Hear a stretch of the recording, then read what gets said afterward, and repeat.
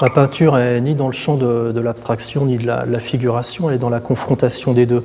Par l'abstraction, j'entends plutôt un plaisir lyrique, poétique sur la couleur, sur les matières, sur l'espace du châssis. J'appelle mes châssis des paysages. Et par la figuration, j'entends plutôt un travail sur le son, sur la sonorité, sur le sens du mot dans la peinture, dans ma peinture. Je pars toujours d'un tracé à la mine de plomb, d'un tracé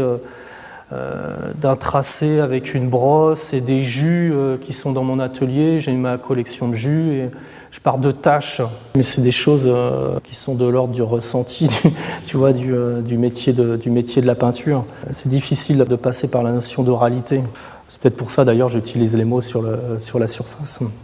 C'est pas du lettrage, c'est du mot, c'est une manière de dessiner le mot dans la peinture, le son par la peinture, par l'espace de la peinture. Il y a un enrichissement entre la matière peinture et le sens de la sonorité.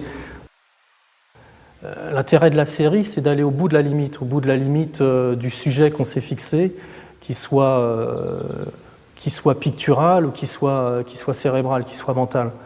C'est développer jusqu'à la limite l'exercice de style qu'on s'est fixé au départ. Cette série antique, c'est un petit peu le point limite de ma recherche justement sur la confrontation entre la figuration et l'abstraction.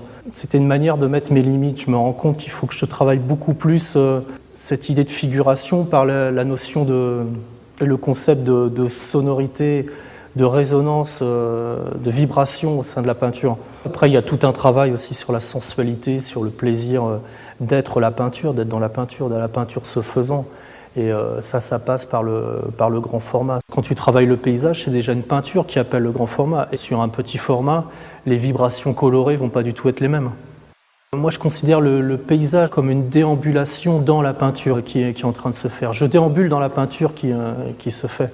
D'où l'utilisation et la nécessité de ces grands formats pour laisser ce cheminement et cette balade à travers un grand espace. J'ai envie que la personne qui regarde la toile se promène dans le paysage que je lui propose.